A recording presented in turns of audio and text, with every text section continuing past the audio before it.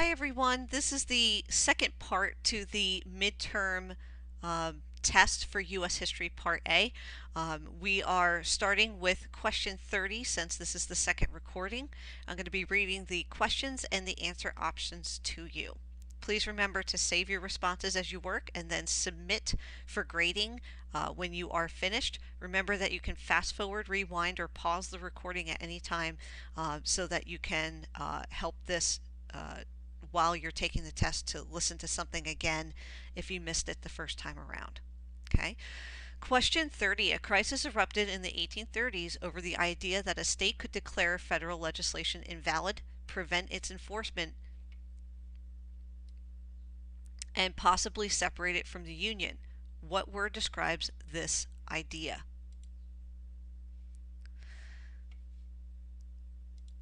Is it nullification, veto, or secession? Number 31, what 1830 legislation authorized relocation of the 5 civilized tribes from their lands in the east to others farther west? The Indian Removal Act, the Native American Relocation Act, or the Jackson-Clay Indian Compromise Bill? Number 32, which group best captures the meaning of Jacksonian democracy? Group A, belief in the common man, racism, spoil system, belief in the Union, and disdain for the elite classes? Or does Group B more describe the meaning of Jacksonian democracy with opposition to slavery, belief in strong federal fiscal authority, military leadership, elitism, and creating opportunities for women? Would it be Group A or Group B? Number 33, why did people immigrate to the United States in the 19th century? Women's rights and religious freedom, gold, potatoes, and the right to vote, fertile land, jobs, and the chance for a better life. Number 34, which does not describe the South in the early 1800s? Widespread cotton production, wealth based on a slavery economy, or export of manufactured goods. Number 35 is a map. Which letters identify territories that were ceded to the United States as part of the settlement of the Mexican-American War?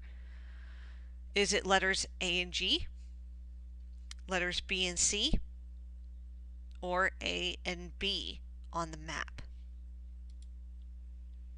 Number 36, what does the red line identify? This line right here on the map, what does that identify? Is it the Oregon Trail, the Columbian River, or the Santa Fe Trail? Number 37, which best explains the concept of manifest destiny? Fate would control what happened to the United States, the hope that settlers would be safe if they traveled in groups, the belief that it was God's plan for the nation to expand across the continent. Number 38, what did religious beliefs and a sense of optimism inspire many Americans to do during the early 19th century? Participate in social reform movements, attend church more frequently, or start missionary work overseas? Number 39, what did 19th century reformer Horace Mann advocate? A private school system that would be affordable for most citizens, a public school system to promote and protect democracy, or a system of religious schools to promote Christian values? Number 40, who wanted to reform prisons and provide for the mentally ill in the 19th century? Was that Lucretia Mott, Dorothea Dix, or Harriet Beecher Stowe? Number 41, what was the purpose of the Seneca Falls Declaration of Sentiments? To make the case for women's rights, to declare the emotional issues behind women's rights, or to ask men to join the crusade for women's rights? Number 42, which series of bills attempted to preserve the Union despite continuing conflicts over slavery? The Compromise of 1850, the Rush-Bagot Agreements, or the Missouri Compromise? Number 43, what political party was formed in order to unite several northern anti-slavery coalitions? The Democrats, Republicans, or the Know Nothing Party? Number 44, who shared common beliefs with Frederick Douglass, William Lloyd Garrison, and John Brown? Abolitionists, fugitives, or liberators? Number 45, which was one of the findings of the Supreme Court in the Dred Scott decision? Slaves were citizens, slaves were property, or slavery was a choice each state could make. Number 46, what was one reason that South Carolina decided to secede? To uphold the rights of property owners, to avoid paying federal taxes, or to break its contract with the federal government? Number 47, which border state was the most important in keeping Washington, D.C. from being surrounded by Confederate states? Kentucky, West Virginia, or Maryland? Number 48, what was not one of the North's strengths at the beginning of the Civil War? Farm production of both crops and livestock, several military colleges, or well-established government. Number 49, what was the lesson of the first Battle of Bull Run for President Lincoln? The war could take longer than he had expected, the war could end faster than he had expected, or the South did not have enough troops.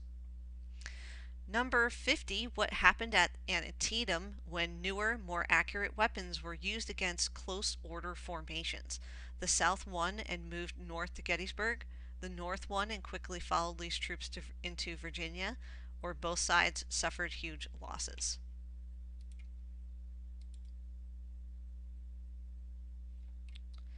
Number 51, how did the Emancipation Proclamation change the meaning of the Civil War?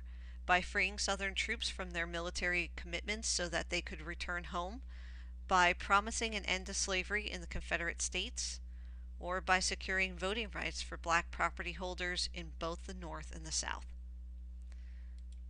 Number 52, what is the meaning of these words from Lincoln's Gettysburg Address?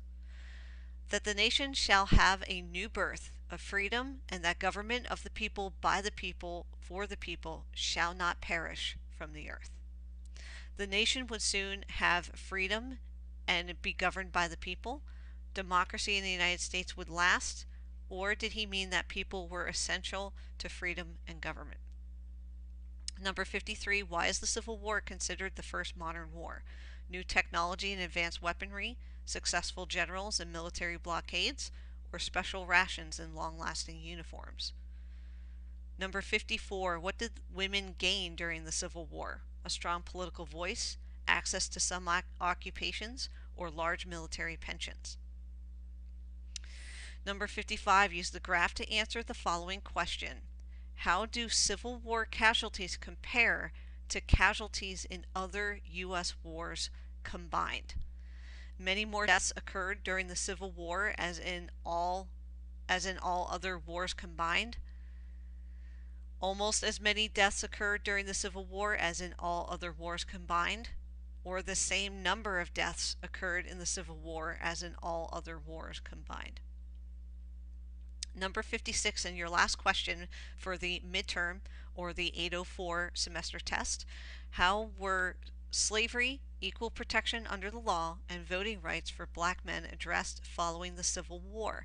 By awarding freed slaves 2 homestead parcels instead of 1, with legislation that applied only to the Confederate States, or through the 13th, 14th, and 15th Amendment. Again, please remember to save your answers and then click Submit for grading. Always check your gradebook to make sure that your test score is showing up accurately. Good luck on your test.